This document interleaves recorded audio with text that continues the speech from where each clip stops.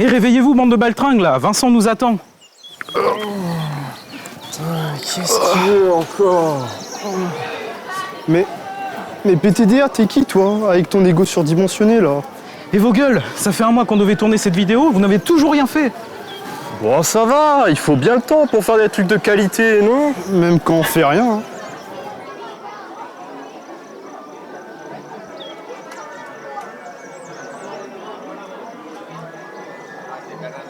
Ouais, et puis... Il veut quoi, Vincent, là? Je sais pas, il m'a appelé tout à l'heure en me disant qu'on devait être au QG à 12h tapantes. Au QG? Depuis quand on a un QG, nous, en fait? Considère cette salle de classe comme notre QG.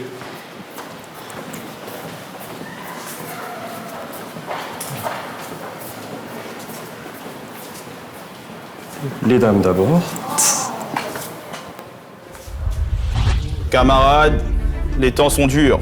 Notre organisation de vidéos libres sur Internet connaît une période de vide que nous devons absolument combler. Il a quoi, De Gaulle, là?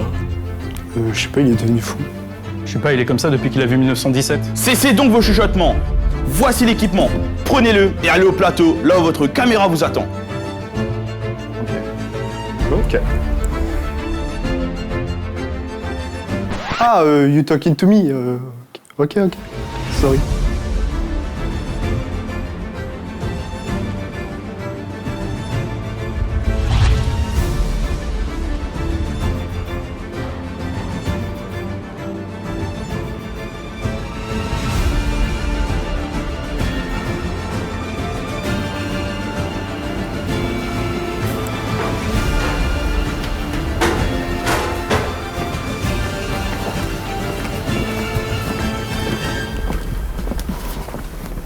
Salut les gars. Yo.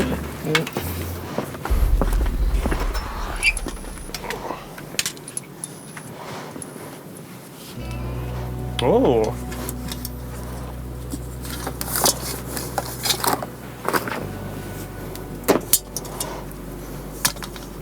Bon, on y va.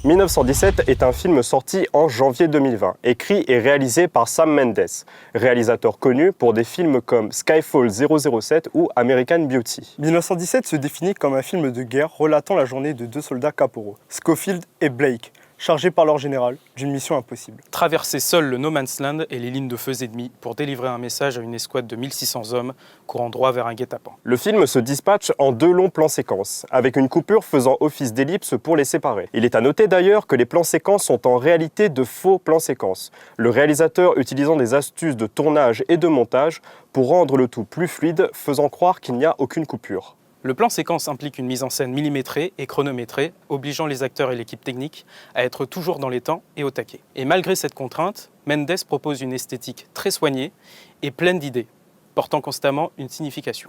Le film décide aussi, pour le bien de sa réalisation, d'utiliser un minimum d'effets spéciaux en post-production. Cette façon de filmer est à la fois innovante, mais aussi oppressante, car le plan séquence va permettre d'exclure le spectateur de certaines actions, du fait que la caméra soit située au niveau des héros. Car ici, le spectateur est immergé au cœur de la guerre, comme s'il accompagnait les deux soldats caporaux. La bande originale proposée par Thomas Newman, qui s'était déjà chargé de Spectre, joue sur un ton très solennel, faisant clairement une référence aux chants armés. Bien qu'elle soit solennelle, la musique reste forte dans les moments où les personnages prennent des risques et sont en danger, tout en restant dans le ton d'une musique reflétant le courage d'un soldat. La spatialisation qu'autorise le sound design permet un réalisme des plus effrayants. Par exemple, on peut remarquer que chaque son de balle et d'explosion est travaillé, de leur provenance jusqu'à l'impact pour un ressenti maximal de la part du spectateur. Cette immersion totale implique donc que la vue du spectateur n'est pas portée sur toutes les actions. Le film décrit finalement une odyssée assez simple, se rapprochant plus d'un objectif que doivent suivre les personnages que d'une histoire,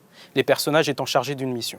Pour autant, les péripéties de leur quête touchent par le réalisme des décors de guerre, jonchés de cadavres en putréfaction, de villages en ruines, et de plaines défigurées par les obus que vont devoir parcourir les deux héros. La volonté du réalisateur était de retranscrire les paysages finalement assez peu variés pour montrer que la guerre était très statique. L'histoire étant celle d'une quête somme toute simple, le film choisit, en plus d'exposer d'authentiques décors de guerre, de mettre en scène des héros qui nous font vivre un maximum leur ressenti. Le fait que le plan séquence fasse de nous un véritable troisième soldat pousse à éprouver avec autant d'intensité les émotions transmises par les personnages et à s'impliquer dans leurs conversations durant leur périple. Ainsi, les difficultés auxquelles ils font face demandent une grande empathie de la part du spectateur. 1917 devient donc un film où l'on n'est pas simplement spectateur d'une guerre, mais véritable soldat de celle-ci.